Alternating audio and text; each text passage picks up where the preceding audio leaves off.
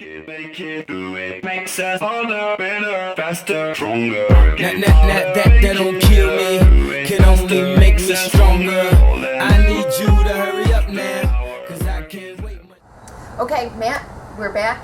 We haven't done videos for a while, and today's the first day of spring, and everybody is itching to plant their gardens, so we thought we would talk about something new that's kind of hitting the market. We'll have here at Ben Sells, it's the grafted tomato, and Yep. I know I'm excited. I'm not sure, I'm on the fence whether or not it's really going to do all the things that they claim they do, but I do love a little experimentation, and I know a lot of gardeners out there love to do some comparisons between which tomato produces better. So this might be a good option for you.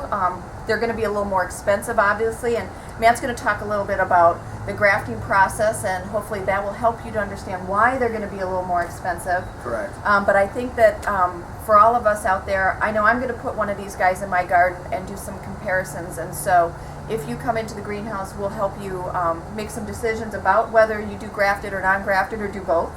And Or you why? can try your own graft. Or after Matt gets done, you'll probably be able to do your own graft. So, anyway, so we have taken a picture, and we'll probably put a picture up of the graft portion. So, Matt, why don't you explain to us exactly what's going on? So what you have is you have two different plants brought together as one. Okay. So they're actually brought together for a variety of reasons. One might be grafting to increase your yield by having a stronger scion, or the top portion, Okay. and a stronger rooting structure than your stock plant. Okay. So you have two major parts. You've got the stock plant and your scion.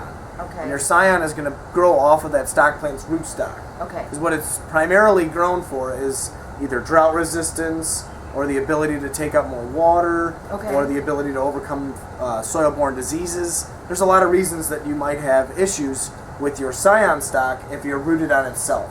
I know these are what they call the Mighty Tomatoes. That's the actual name that we'll have here. I know there's a lot of different types of grafted vegetables out there, and we'll have actually there are both the heirloom tomatoes and the Correct. hybrid tomatoes. And I know I've never really had a real problem with the heirloom tomatoes, but they always say that maybe their production isn't quite as high as some of the hybrids.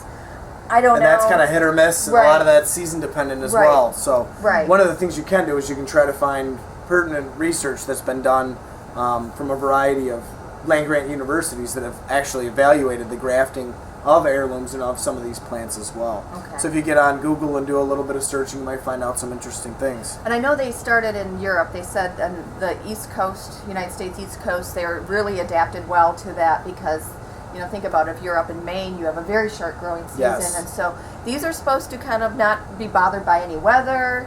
And last year we had some issues with some of our larger tomatoes. I know Correct. my Sun Golds and my Yellow Pears were heavy producers, but the larger tomatoes, we just really didn't see a whole lot. And that was a case too across hot. the board. Right. So It's too hot, too high incidence of fungal pathogens. You had blossom rot, right. which blossom rot would destroy your crop. And then there's also issues with Phytophthora, which is pretty much a lethal pathogen that will Right. just straight up kill them. So talk a little bit about the graft, because as most people do, they take their tomato and they dig a really big hole and they'll sink it very far. Correct. That's not the case with these guys. No, you actually want to keep that graft union. And that's where the scion meets your rootstock. And it's going to typically be a little bit more swollen. You might even see a line or a Right. color change between the two. Okay. And you're going to want to keep that above ground. Because if this gets below ground, the top portion of your tomato or your scion will actually root itself. Okay. And then you've got two root systems competing for the same plant. And eventually the top system might outgrow or kind of overcome the benefits of having the grafted Okay. rootstock. Okay. And if you notice your tomatoes, a lot of times throughout the year, they'll actually set out little roots. They will. Those little adventitious roots. And if they have the right environment, they will actually root themselves right into the ground. I know that the Mighty Tomato people, Plug Connection, actually give you a little bit of a tip, and they say some of those suckers and things like that, you're literally supposed to remove those from the plant. Correct. If that's the case, Matt, where would we normally see that? Would Yep. that be in between the grafting action? You'd actually see it come below the graft union, and you'd see sprouts coming off. Now those sprouts will give you a completely different tomato. So you want to pull those off? So you want to pluck those off. If those are actually growing off the rootstock, they'll take all the energy that's supposed to go to the scion and go towards themselves. They're kind of selfish when it comes to nutrient uptake. Okay. And what'll happen is those little bitty tomatoes, normally on your grafted rootstocks, you see these tiny little tomatoes that are more like the natural type. Right. Because this is a South American plant. You got to remember that this does not grow in North America, Okay. up in our region. They're actually from South and Central America. And those little itty bitty, kind of the ancestors of our current tomatoes, have been bred for years to become larger, to become juicier, to become more of the tomatoes that we're used to today. Okay. So I guess, it's going to be an experiment. So Yeah. when you come in, or if you're at the greenhouse and you're thinking about this, we'll try to remind everybody of some of the good techniques that you need to do to make sure that this is going to grow the way you want it to. It's really not going to be that much different. You're not going to have to take that much more care. And I do believe that you really do need to stake these plants. If they're going to be heavy producers, you got to get a stake or a cage around them right away. And just for the first couple weeks that you plant them, just kind of look at that area where that graft has been, and just see what's going on there. Make some phone calls. Call us here and tell us what's going on. We can help you or walk you through it. And if you were really interested, you could even graft some of these yourself. A lot of times with tomatoes, they're grown by seed. Right. And the bulk of tomato production is still done by seed, which is a lot cheaper than doing what you're seeing right here, because you have to take into consideration that they are melding two plants together, that there was another plant here that was chopped off. Right. But what's really cool is I've seen some gardeners that have done this in the past, where they'll actually graft their own tomatoes on. They have two types of tomatoes in a smaller space. Okay. How long does it take, Matt, when they actually do the cutting and putting it together? How long does that normally take for those things to It come can together? take a couple weeks. So for a lot of your gardeners, it's going to really delay your finishing time if you're trying to graft yourself. Plus, you want to have the right environmental conditions. You don't want to be trying to graft in the middle of summer. So as soon as June and July hit, you're well past the time that you'd be able to do such a transition. Okay.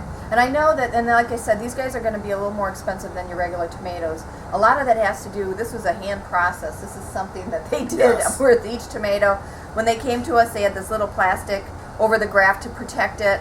Obviously, as your plant, the base of the plant widens, this plastic can't stay on there. It would strangle it off. So I guess that's really what you have to think about. This was a hand-done process. It took a little extra time. It wasn't just a seed planted in the ground and sprouted and moved on. So, consider trying some of this, getting this in the garden, making some, doing a little experiment, and by all means call us and let us know what you think. We're going to be doing an experiment with everyone, and maybe at the end of the season we'll come back with another video and do some comparisons between the plant and show everybody what we've seen in our garden. So, thanks, Matt. Yeah, thanks all for right, having me. and come in and try a grafted tomato. Make it, do it. Makes us harder, better, faster, stronger. That don't kill me, can only make me stronger.